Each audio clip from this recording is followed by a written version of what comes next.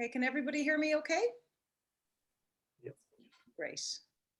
Good afternoon, ladies and gentlemen, and you're welcome to the third in this great series by Dungarvan and West Waterford Chamber, where a politician addresses you, but also opens the floor to a Q&A, which I think has worked really successfully so far, and we're very excited about today. So today you are going to hear from MEP Billy Kelleher, and the title of the webinar is Brexit, COVID, Europe, Trade. So quite a lot to discuss and talk about. If you attended previous webinars, or if you're new to this, the format is quite simple. Basically, very shortly, MEP Billy Kelleher will give an address, after which time the floor will be open for questions and answers. And at that time, if you do have a question, if you could just private message me in your chat box, I can take note of the question, and that way I'll just be able to facilitate an order on it. And if you want to ask the question yourself, that's brilliant. If you're shy and you want me to do it for you, that's also fine. So whatever you want to do yourself, just let me know. But like I said, very shortly, we will hear from MEP Billy Kelleher. A few housekeeping things just to let you know about this webinar is being recorded. So just to let you know that, to be aware that it is being recorded. My name is Mary O'Neill, by the way. I'm sorry if I didn't say that already. And I work for WLR. I produce and present the Hot Desk. And some of the audio of Billy will go out on the Hot Desk and WLR. And he's already happy to be recorded. When other people are speaking, if you could just keep yourself unmuted, that will make it easier for us to hear the address. But if you want to ask a question or speak at all, simply unmute yourself. That's all you need to do. But otherwise, just if you could stay muted when you're not speaking, that would be really, really helpful. Without further ado, we're going to hear from a couple of people before MEP Billy Kelleher. We're going to hear from David Walsh, the president of Dungarvan and West Waterford Chamber, and that will be followed by a short address by Shane Connors, Connors & Co Accountants sponsor today's webinar. So David, I'll cross over to you now. Perfect. Thanks again, Mary, and thanks for facilitating not just this, but our previous seminars as well. Yeah, we've been pretty active on Zoom in the last couple of weeks in the chamber. Last week we had a super meeting with all the local representatives from Waterford on the subject of the Technical University of South East. Very, very positive meeting, having a mix of views, but actually all very positive and all very supportive of that project. So it's great. Look, good afternoon, everyone, and thank you for joining us here today. I'd like to welcome our guest in particular, I suppose, Billy Kelleher. Thank him for his time today. Busy schedule, I know. Look, appreciate it. It is well appreciated. Today's event, as just mentioned by Mary, is sponsored by Shane and his team from Connors & Company. Shane is going to talk there in a couple of seconds, actually. Just as a bit of an intro into Billy, I suppose, himself. Billy was a member of Dáil Éireann for Cork North Central since 1997, and obviously now has actually moved to the European Parliament. Whilst in the Dáil, Billy was Minister for State for Labour Affairs and Trade, so he certainly knows what we're all on here listening for today. He certainly has a good background. That was between 2007 and 2011. Billy gained great insight into how businesses operate, I suppose, in his brief. Following the 2011 general election, he was nominated as the party spokesperson on health. From 2018 until the election to the European Parliament, was a spokesperson again on our subject of business, enterprise and innovation. Billy has a very wide brief in Europe, and I think we've got the whole lot of them covered in our title for today. And he's also a member of the Committee on Economic and Monetary Affairs, Subcommittee on Tax Matters, the Committee of Inquiry for Protection of Animals, actually, during transport, and Delegation for relations with the United States, which is obviously huge to us. Billy is married to Lisa, 3 teenage children. Good for him. He's from Glenmire in Cork and educated locally there, and obviously in Ag College in Limerick as well, in Pallaskenry. Look, I think we should pass on and move on. You're not here to listen to me talking, but no, I appreciate Billy's time today. I'm going to hand you over for a few minutes here for our sponsor today, Shane Connors from Connors & Co. Thanks, Shane. Thanks for that, David, and good afternoon all. And you're very welcome to the webinar. Connors & Co is a full-service audit, accountancy, tax, corporate finance and business advisory firm based out of Waterford and Kilkenny. 2 partners. We service the Southeast region generally across a broad range of sectors. I'd especially like to thank our guest speaker, Billy Kelleher, MEP, and on behalf of Connors & Co, Chartered Accountants, we're delighted to sponsor this event on behalf of Dungarvan West Waterford Chamber of Commerce. Topic of today's webinar is Brexit, COVID, Europe and trade. And when I was thinking about this in the last few days, I'm really looking forward to hearing Billy's views on a number of issues. So if we were to look at Brexit, lots of interesting things going on there at the moment. There are disagreements between the UK and the EU. Are these just teething problems or are there deeper issues? Is, God forbid, the Good Friday Agreement going to be in danger? And what impact are the current disagreements or otherwise going to have on Ireland in terms of trade? We're more exposed than most countries to the UK relationship with Europe.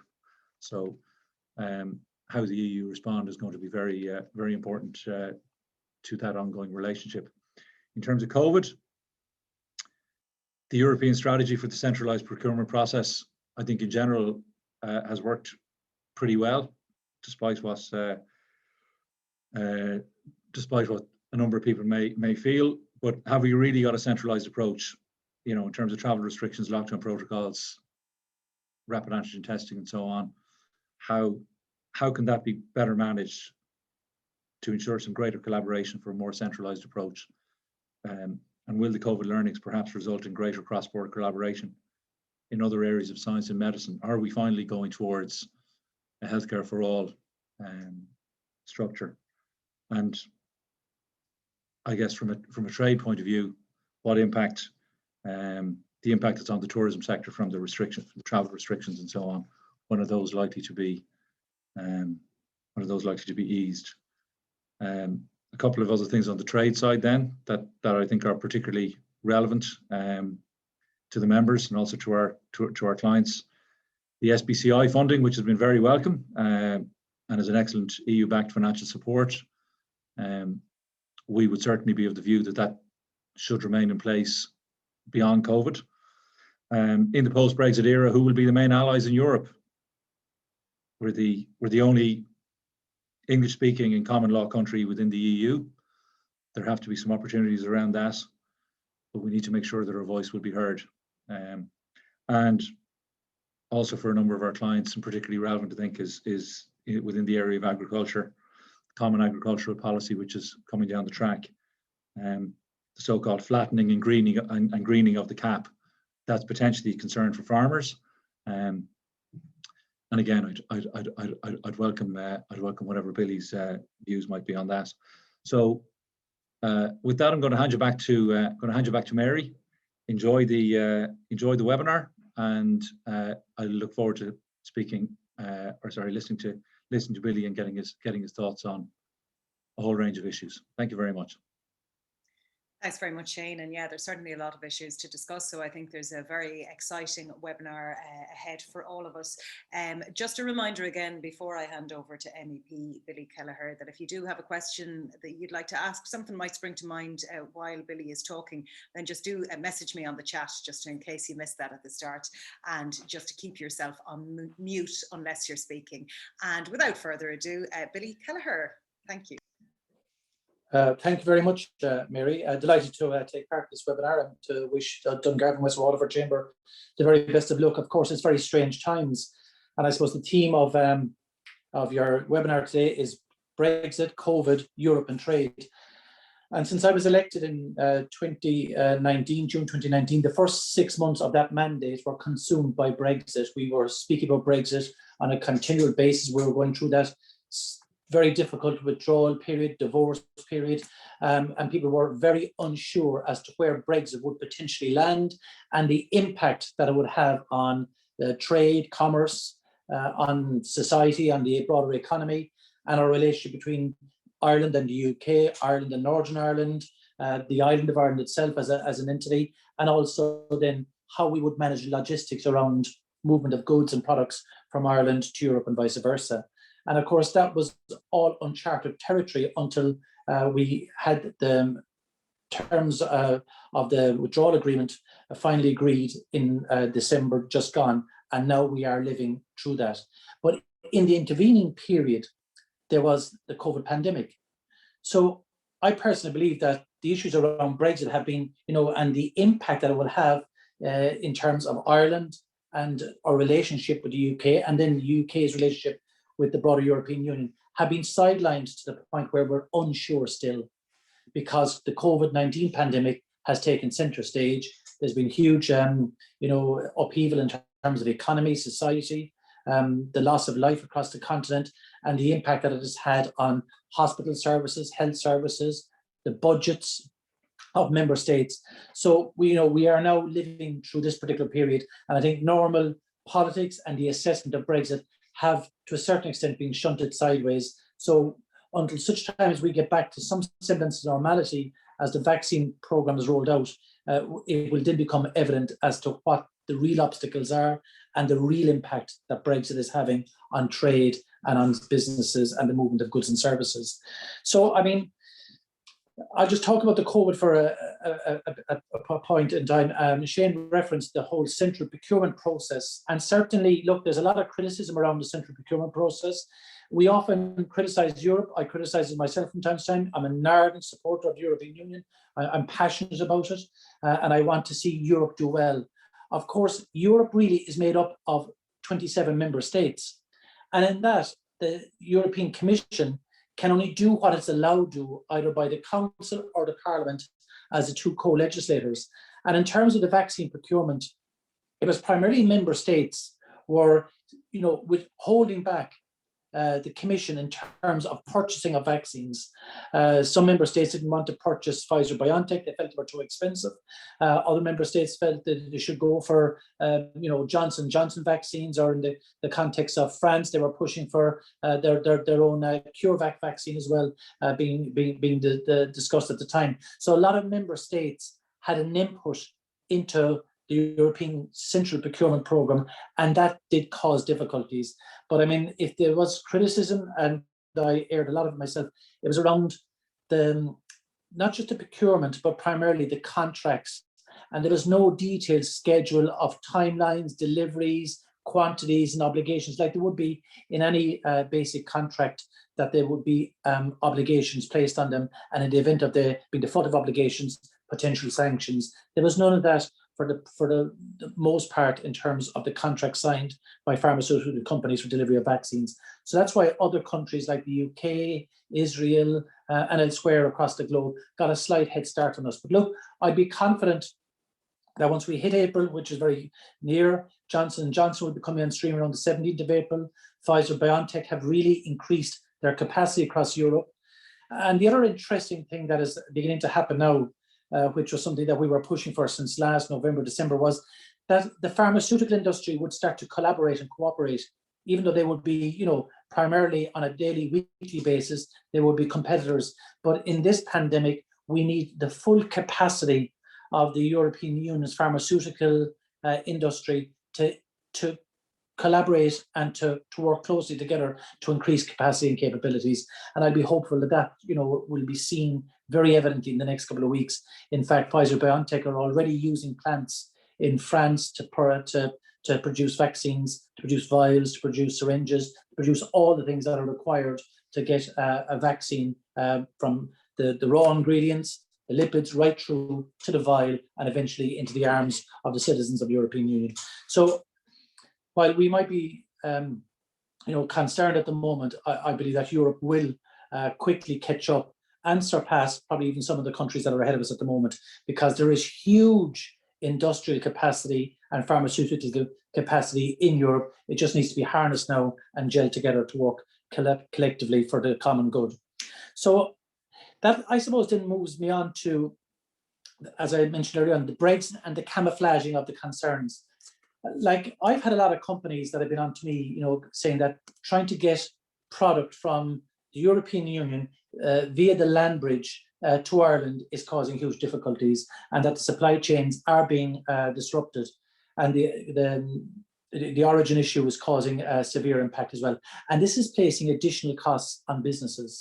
And I said, I just think that hasn't been highlighted and addressed enough because of the pandemic taking priority. But certainly it's something that I think we have to keep a vigilant eye on. We do not need to have any more obstacles or costs placed on Irish businesses in doing business within the European Union, but having to transport via the land bridge. I think that goes against the concept of what the European Union is about.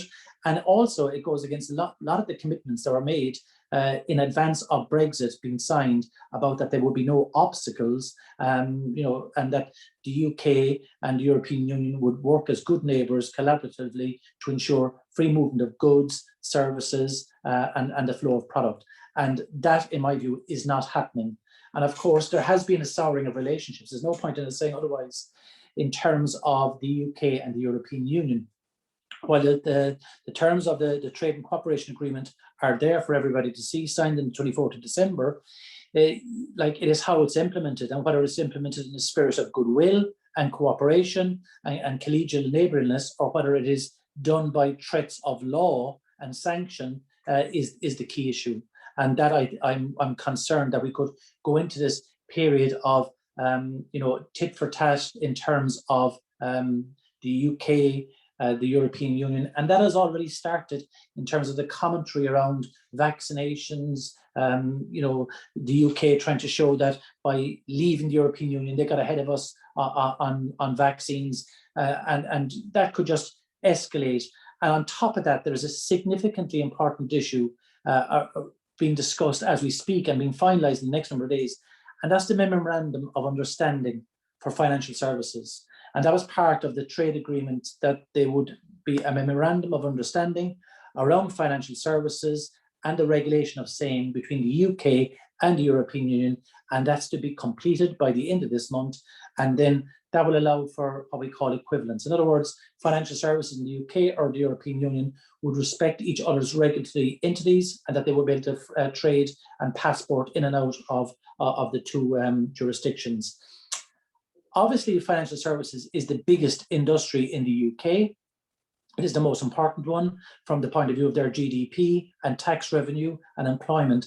So, I mean, I would just again hope that we don't go down the road of trying to undermine each other's financial services. Bearing in mind, in the first couple of days of trading of the new year, there was quite a significant shift of assets out of London to Netherlands, to Germany, and to France, and to Ireland. And there was quite a significant shift to the Netherlands, to the Amsterdam Stock Exchange in terms of trading of shares.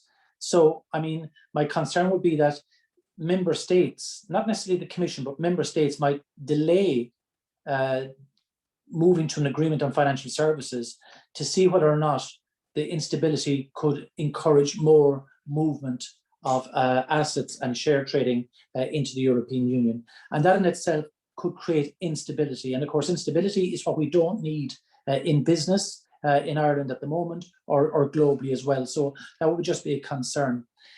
When we look at where we are in Ireland vis-a-vis Europe, if I'm going on too long, Mary, just put up your hand and tell me to stop, by the way.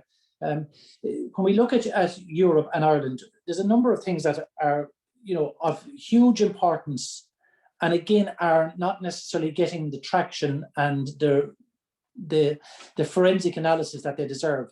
I take, for example, the issue that is significantly important to all your members and to your employees and other businesses as well, and that's the issue of interest rates. Ireland at the moment's interest rate is over twice the European average. So a basic mortgage or short-term loans or loans for capital investment as well are over twice European average. We're already at a competitive disadvantage because we have to transport our goods and products off the island into the European market. But on top of that, having to fund expansions in your business, your home, loans for colleges, etc. All of these things are coming at a significant cost. And there is difficulties around the fact that our two pillar banks, Bank of Ireland and AIB, are struggling with profitability. Their capital requirement obligations under the various regulatory obligations of Basel, etc., and the European Central Bank are placing significant pressure on banks, and therefore the lending capacity of them into the real economy is being curtailed. And while that is not acknowledged or admitted, it is a fact.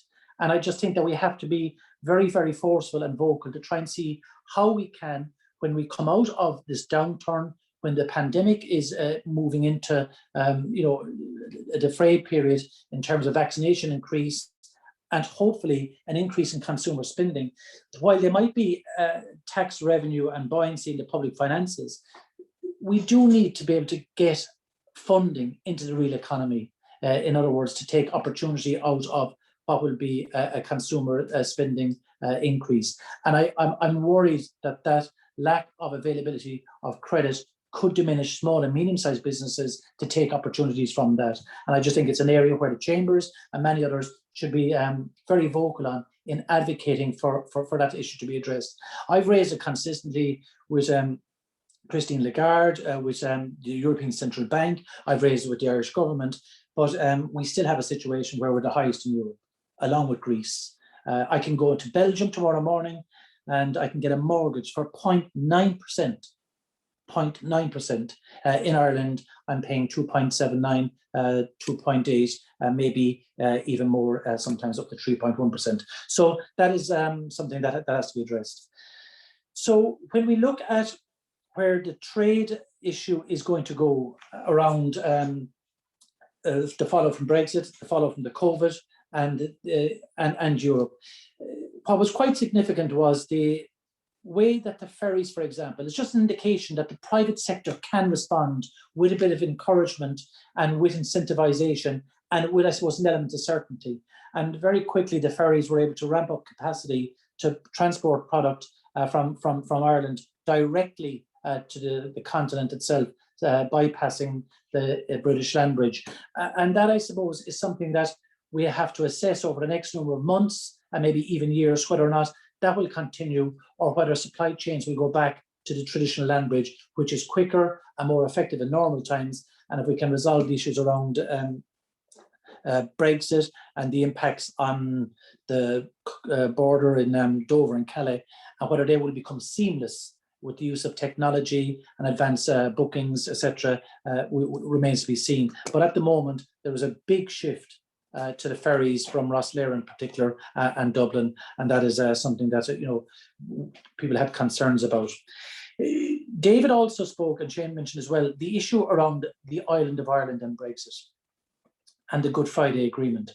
I've no doubt that the Good Friday Agreement, it's a document that has been endorsed by people in the Republic and Northern Ireland. There was an overwhelming support for it in the Republic. There was quite a substantial majority for it in Northern Ireland, but it is fraying a little bit in the north. And I suppose that's because, unfortunately, the issue around Brexit became a tribal issue in terms of nationalist Republicans and unionists and loyalists, political leaders going for Brexit on the unionist side, and on the nationalist side, very much in favour of remaining with the within the European Union. So the European Union and membership of it, or being only within the United Kingdom, has become a politically tribal issue, and that is very regrettable. And of course, the protocol has been dragged into that as well. So now people are saying that the protocol is an affront to the integrity of the UK single market. Of course, anybody that was involved in the discussions around Brexit, even in advance of the terms of the Trade and Cooperation Agreement being published, would have known that there had to be some mechanism to ensure the integrity of the European Customs Union and the European single market. In other words, there had to be a border to guarantee the integrity of that market of 450 million people. Now, there was only two places it could be, either on the border on the island or on the Irish Sea. And once they tore up the original backstop, well, there was only one place it was ever going to be. And unfortunately, the protocol, as I said, has become political. It also has this commodity and free movement of goods between Great Britain and Northern Ireland. And that issue has to be resolved, because nobody wants to put further pressure on businesses in the north or deny citizens products from the Great British market as well. So, I mean, from that point of view, we need to resolve it. But the UK government, unfortunately, did escalate this quite dramatically in recent times. Even though they signed off on it, it was ratified by Westminster, and it was signed, as I said, by the UK government. And then on top of that, of course, the triggering of Article 16 as well, in terms of the protocol itself was quite, you know, an own goal, being quite truthful in terms of the protocol itself, and that undermined, I suppose, that concept of Europe trying to ensure that the protocol and the issues around Northern Ireland were not anything other than just trying to ensure the free movement of goods and services between Northern Ireland and the Republic, and equally the free movement of goods and services between Northern Ireland and the Great Britain as well. But that is an issue that has to be resolved, because it is souring the political relations in the North. It is souring that concept of what Europe is about. It's undermining the internal market within the United Kingdom as well, which we don't want. So for those reasons, that issue has to be resolved. So look, maybe I've gone on maybe longer than I should have had. And if you want to take questions, or if you have questions and if I can answer them, I will. There's a lot more I'd like to discuss maybe in the small and medium-sized sector as well. But look, I'll leave it to the audience on it. Thanks very much, Mary. Thanks very much, Billy, and really interesting address there, and I'm sure it probably has, you know, got people thinking about many different issues. We do have time for some questions. We'll keep going till about 1:30 thereabouts, so that's just to give people an idea of time and give you time to answer questions, Billy. So if anybody would like to come in with a question now, the floor is open. I see Jenny Beresford has raised her hand there. Jenny. Yeah, and I'm going to ask it quickly because I just got booted off there a second ago. So just in case, and my background has changed, you might even have noticed. When you mentioned about interest rates there a few minutes ago, Billy, and I just wondered that when the virus is under control, we might expect that there might be a jump in inflation across the EU. And just would you expect then that the ECB would increase interest rates to control it? Thank you. Yes, Jenny, I suppose it's an issue that has been thought about from that perspective. Look, I would imagine that there will be a major increase in consumer spending. You know, there's been a huge pent-up demand. There's huge amounts of money on deposit, even in Ireland alone. I think there's 140 billion on deposit. So there's quite a significant amount of money on deposit. There doesn't seem to be any indication when you're listening to policymakers in Europe and listening to the European Central Bank that they are really concerned about inflation. In fact, the biggest concern up till recently has been deflation, and that is why, you know, we've gone to negative interest rates, was to try and flush money out of the deposit holdings and into the real economy. So I think there's quite a way to go before you would see major interest rate rises. Bearing in mind, European Central Bank's primary purpose is price stability. Inflation in or around 2% is what they want to manage it at. You know, but at the moment, it doesn't seem to be the case.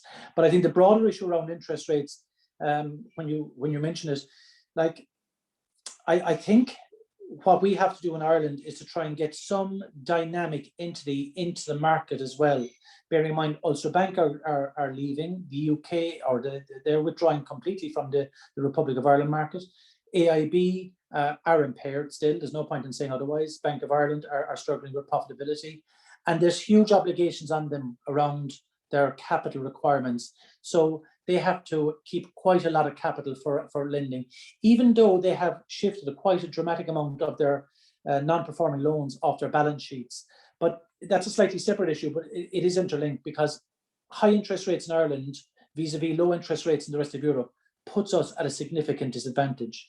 Like, you know, employers in Dungarvan and elsewhere across West Waterford and the entire country, you know, they have to ensure that the people that they're employing can pay their mortgages. So, I mean, if mortgages are, you know, twice what they should be compared to our European competitors, well, that puts pressure on wages and on take-home pay and on that. So, I just think that's a key issue that must be addressed, and I don't see any way of resolving it just with the two banks that are there at the moment. Thanks very much, Jenny and Billy. Did anybody else have a question they'd like to come in with? I know there was a concern among some members, and this is something that you have spoken about, Billy, and it's kind of in relation to the financial sector, but a slightly different topic, and that's the digitization of money and the financial sector, and how we've heard horror stories of companies being scammed and victims of fraud people personally as well, but I know you have spoken as well about what people can do in terms of their own ICT and in terms of safeguarding against, you know, these kind of issues happening when finance has become so digitized. Yes, Mary, it's probably going to be the issue that is going to see dramatic and fundamental changes in the next couple of years. In fact, I'm drafting a report at the moment. It's called DORA, and not Dora the Explorer, but it's called DORA as in the Digital Operational Resilience Act. And that is really to ensure that financial services, in other words, banks, insurance companies, anybody that is involved in the financial services, that they put in place systems to ensure that cybersecurity attacks can be protected against fraud, cyber fraud, and etc. So there is going to be a lot of investment in that. I think the technologies are really evolving to stamp out fraud and cyber breaches. But as quick as you do that, technologies are also being developed to undermine any safeguards that are put in place. But look, you know, we're going to become a cashless society fairly quickly. I mean, a person walks around with their iPhone now in Dungarvan for the day. They can walk around that square. They can go down to the moorings. They can go anywhere they like, and they never actually have to take out a euro. They can pay for everything, you know, through the phone. So cash and is very much going to be something that's diminished over the next number of years. The biggest problem that we have with digitization is that we still have these barriers to transnational. So in other words, if you have a card in one European country, you can't pay a bill with it in another European country, even though we're meant to be in the single market and we're in the Eurozone. But very often, like if I have a KBC card in Brussels, I can't use that in Germany, or I can't even pay for a product in Germany with the card. So there are still some issues that have to be addressed to ensure that there is a seamless ability to pay, to move your money from bank account to bank account in Europe, all done obviously legally, and to try and ensure that there's no such thing as money laundering.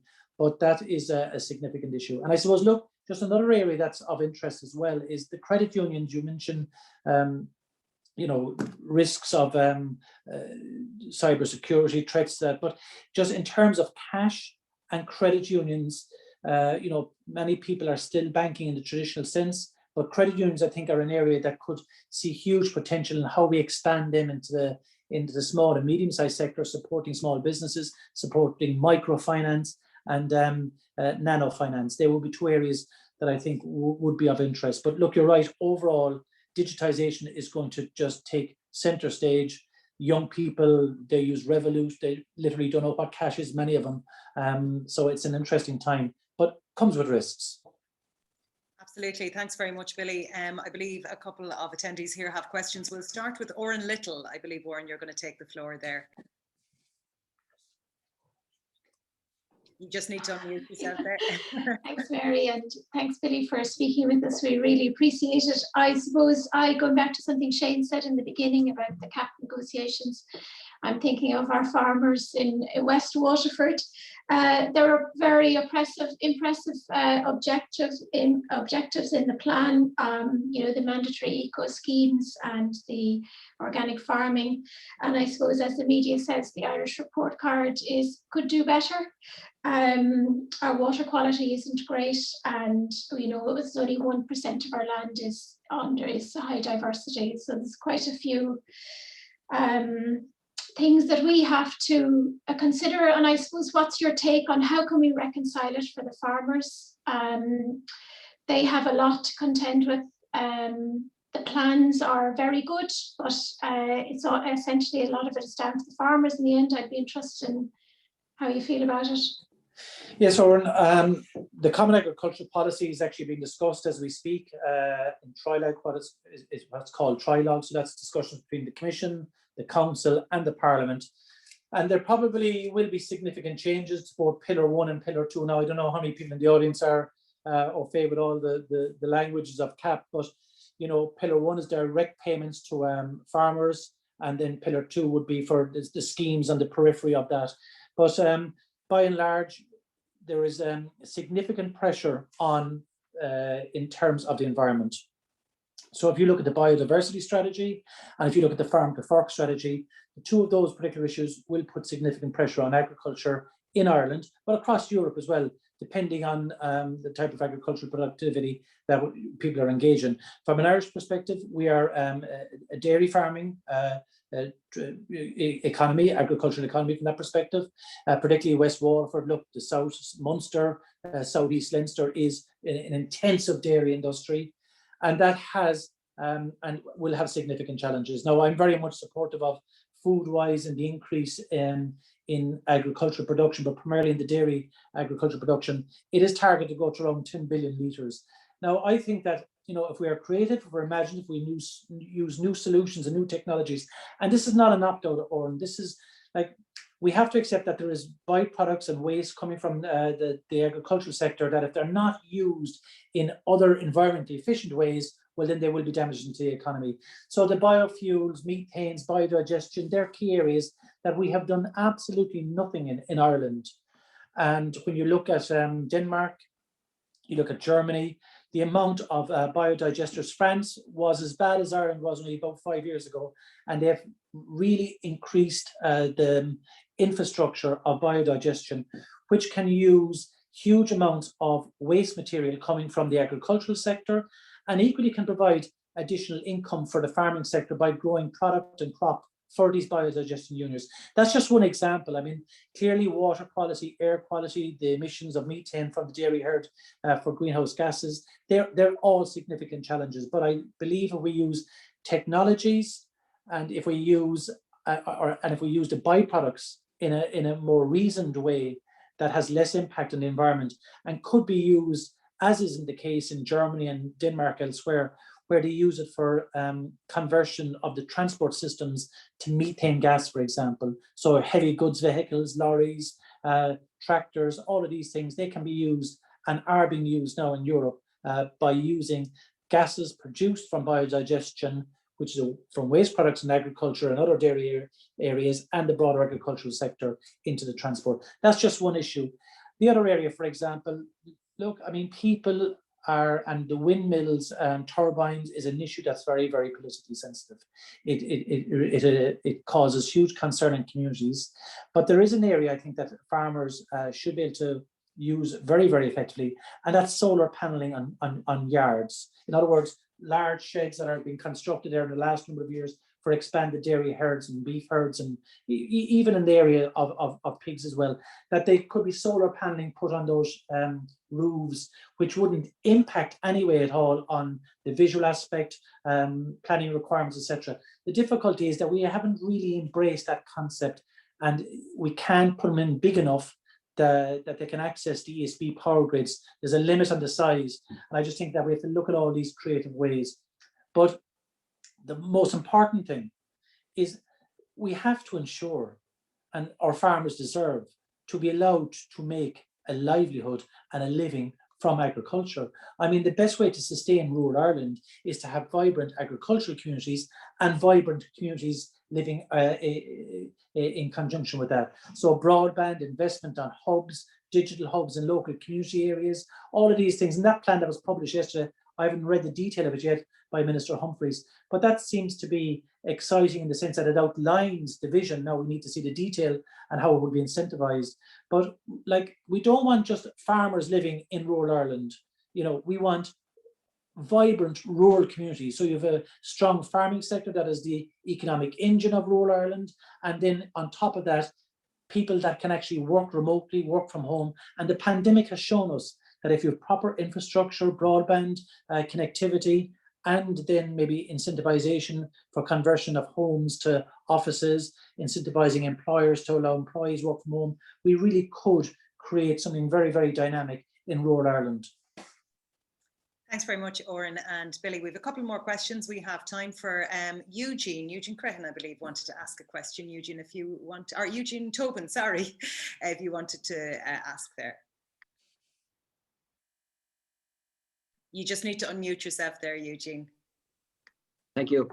Yeah, Billy actually answered my question there going along, but I have to say it's a very informative, and I have to commend him on his intense knowledge on all the items coming up there. It's actually great to hear. Thanks, Eugene. Thanks very much, Eugene. Dennis Hurley had a question that he's asked me to ask because his Wi-Fi is a little dodgy this morning.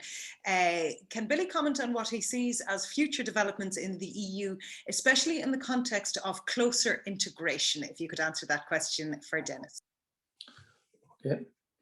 Yes, that's going to be the next big challenge. I mean, already, for example, you see people consistently raising the issue around taxation, for example, around the mutualization of debt. The European Union now has published its resilience instrument. That's the Resilience and Recovery Fund. It has also issued bonds, the SURE bonds, the green bonds. So the European Union is taking on debt of about 850 billion. That is in the recovery fund. They'll fund that through bonds, the SURE instrument, and then the green bonds as well. And then on top of that, the multi-annual financial framework, which is about 750 billion over the 7 years. So there's quite a significant, now that comes from member states primarily and from VAT receipts, etc. But there's a significant amount of money that's going to be raised on the markets by the European Union. And of course, the next question is, how will that be funded in terms of interest repayments? And then ultimately, how will it be redeemed when the coupons run out and has to be paid? So the next question is own resources. And that is going to be a big debate. It is a huge debate in Europe at the moment. And of course, own resources only means one thing from many, many people's perspective in Europe is taxation. And they are eyeing up the issue of a digital transaction tax, financial services transaction tax, and they are also very much looking at corporate tax, both common and consolidated tax base, and then the CCCTB as well. And I'm sure you have a few accountants there that know the difference. But these are real issues that are at play, and many member states are really pushing for the corporation tax issue to be dealt with, a digital transaction tax and a financial services transaction tax. They obviously will have impacts in Ireland, but we have to ensure that we defend our own interests first. That's our obligation as a country, and I suppose my role as an MEP is to defend Ireland South from where I'm elected. But beyond that, then there is the other issue around the politics of Europe as well. And when we look at integration, we talk about the old countries like the Frances, the Germanys, the Italys, Ireland, Spain, and elsewhere. Well, they're more recent again. And then the new countries in Eastern Europe, and the dynamic that's at play there. And the UK having left the European Union, does cause some difficulties from Ireland's perspective in terms of its ability to influence, because very often issues that were significant for Ireland were also significant for the UK. So you had a very big player that were also advocating for you as well, by the sheer fact that they were advocating for themselves. And that is gone now. So we're going to have to try and create new alliances and ensure that Ireland's voice is heard in all levels. But there is a vote at the moment, a thing called the Conference on the Future of Europe. And look, it's abstract at the moment, but it was voted on by the European Parliament recently and has now been agreed by the Council. And this really is to decide what type of Europe we want. And I suppose the question that I ask is, do we want the European Union to be a nation of communities, or do we want the European Union to be a community of nations? And that really, I suppose, is a deciding factor for Ireland and for the citizens across the European Union over the next number of years. Like, how much further do we cede control of national sovereignty in terms of taxation, in terms of observation of economic and monetary policy, in terms of how we look at social cohesion, employment, agriculture, all of these issues. And that is going to be a big debate over the next number of years. And I think that we should be really part of it in Ireland. And I finally, there's federalists who really want to ensure that the Commission, assumes more power, that we reduce the impact of the Council, that we, in other words, that we become more federal. And of course, that doesn't sit easy with everybody, and it doesn't sit easy with me either. I'd like to see that we would remain a community of nations, that the nations would still have a significant role to play, bearing in mind Europe is made up of big nations, small nations, and we work together in a collaborative way. The veto is seldom used, we by and large, cooperate as best we can and compromise. And I would be worried that if we went to a more federal type of system, that as the big players would dominate, and I think that could be very much to the regret of the European Union itself, which I think has been a fantastic development. And equally, it could fray that solidarity and collegiality between all members, be they big or small. Thanks very much, Billy, and also to Dennis for the question. We are starting to come up on time, but we will squeeze in another couple of questions. And I believe David Walsh has a question for you next. David, if you want to unmute yourself there. Thanks, Mary. Billy, I think you kind of just touched on it there, actually, but the triggering of Article 16 by Europe last month, an absolutely disastrous action, I have to say, in my opinion. What's your view of where do we go from here as regards Anglo-Irish relations? Like it's a huge blow. Our biggest trading partner obviously has been affected by it. Have any comments on it? Yeah, well, look, I mean, I certainly think there's an obligation on the Irish government, for example, to ensure that it tries to encourage both sides to dial down the rhetoric.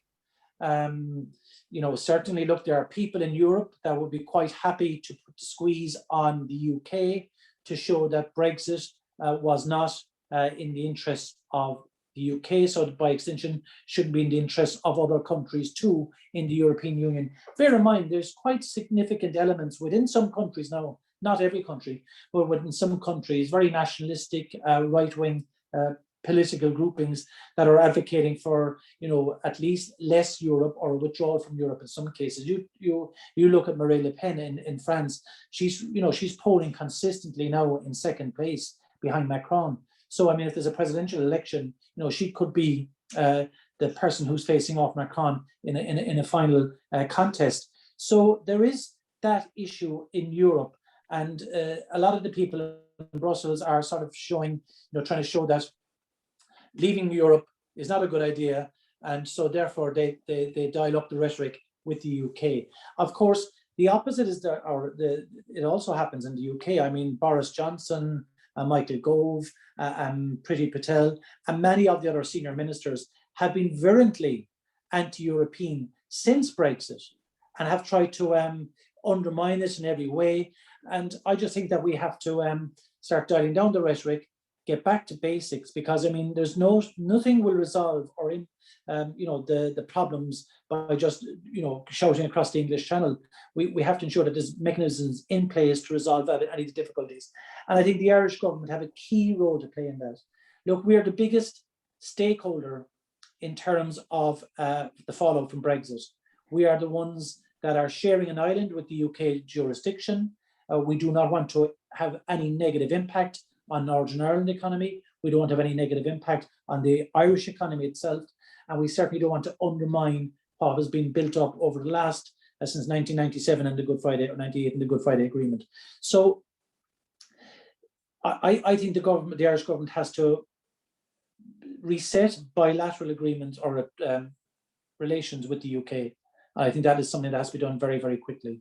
We just can't allow a situation to fester, and that then undermines Irish UK relations, Northern Ireland issues being very much undermined, and then the UK and the European Union shouting across the English Channel. So I think the Irish government has to reset relations and encourage the European Union just to deal with Brexit on a matter-of-fact, case-by-case basis. Thanks very much, David and Billy there. We are coming close to wrapping up the session. I know Jenny Beresford has another question for you, but just ahead of Jenny, if anybody else does have anything else you'd like to ask, it's your chance now to take the floor. So yeah, if anybody else wants to. Otherwise, Jenny, I'll cross over to yourself. Right, well, people can be coming up with it while I'm asking. Actually, I've got two small questions. I'll ask this one first just to plant the seed, so you might have a minute to think.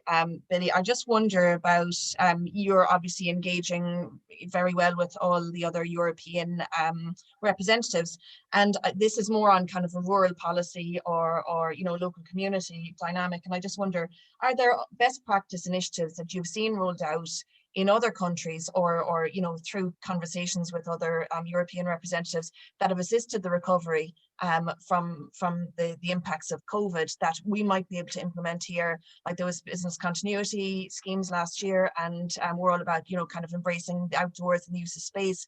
Are there other initiatives that you've seen that work well in Europe that could be used here in a practical measure? And the other question I have is that you mentioned Revolut there earlier, and then about, you know, the payment of goods and services you know, across borders. And you're right, Revolut is, or similar, are the ways that you know, teenagers now know banking. And I just wonder, is this model of banking going to increase here and set new practices for, we'll say, our two, you know, established banks? Or like, we'll say, what do you see the future of that? Because you're absolutely right, we need to expand the offering that's there at the moment. And I just wonder if there's anything coming from Europe that we might be able to rationalize and be prepared for. So thank you. Okay, thanks, Jenny. Yes, Jenny, I suppose it's very difficult to gauge, being truthful, what is being done in other member states to lessen the impact of COVID on communities and rural communities, as you mentioned. And the reason being is the European Union is effectively in lockdown at the moment. Most countries are going through a significant third wave just in advance of vaccines being rolled out. So Germany's in lockdown, France in lockdown, Italy's gone into a severe lockdown again. So there's quite and there's been a major increase in the debt rate. Now it's beginning to drop again because of the lockdowns, but into February, early March was not a good time for Europe in terms of the COVID debt rate and the spiraling increase in incidence. So what has been done is very hard to gauge, because all you can do is just discuss with colleagues on a very superficial level, and bearing in mind it's very hard to incentivize and support businesses when they're closed or you know, or shuttered and furloughed for the moment. But there will be significant resources made available through the European Recovery Fund. I'd like to see that coming on stream quickly. There was a bit of a distasteful argument there earlier in the year whether there should be loans or grants. But you know, look, I mean, Europe eventually got through it, and half of them are loans and half of them are grants. But that is a significant problem around Europe, is that we have two types of Europe. We have the Southern Europe and we have the Northern Europe. We have people who are very frugal, what they call the frugal force, and then it becomes a frugal six, that don't want the European Union to take on any additional debt, that they want to keep it very, very focused on national budgets, tight constraint around budgets, and let the market do the heavy lifting. And then you look at other countries, and that includes France now as well. They would use public money quite a lot to try and stimulate the broader economy. So you have that debate all the time in Europe. But it's very hard to gauge, being honest, Jenny, and I suppose the answer is I don't simply know, and I don't think anybody has an idea as to how we can deal with the fallout from COVID. Like some economies shrank quite dramatically. I mean, you know, economies shrank up to 10 and 11%. The Irish economy didn't know. I mean, that's camouflaged to a certain extent because of the major increase in exports and pharmaceuticals, and the corporation tax moving through the accounting system as well. But I mean, we haven't been as damaged as some countries. Now, the next question is, when we come out of lockdown, there's two issues. One, there's obviously going to be an increase in consumer spending. I think confidence will rebound very quickly. And if you're into a nice summer, that could get a feel-good factor. But the next big question, as I mentioned earlier on, is will we have the capacity, and that leads into your second question, to be able to access credit, to get working capital for small and medium-sized businesses, to unwind them. You take the hotel industry, for example. I mean, they're all mothballed effectively at the moment. Like, you can't just open the doors of a hotel tomorrow morning after it being effectively shuttered for a year plus and just expect all the residents to trump in and pay top dollar. I mean, there has to be significant investment in painting, decorating, recommissioning of kitchens. All of these things are significant costs, and we have to know where that money will come from. And I don't think it can all come from central government and continued supports and grants. It has to come from the credit system. Is that our banking system at the moment? Well, I've spoken to the Hotels Federation, and they tell me that it is quite a significant challenge to get in front of the banking system to actually talk about how they can fund the reopening of the industry.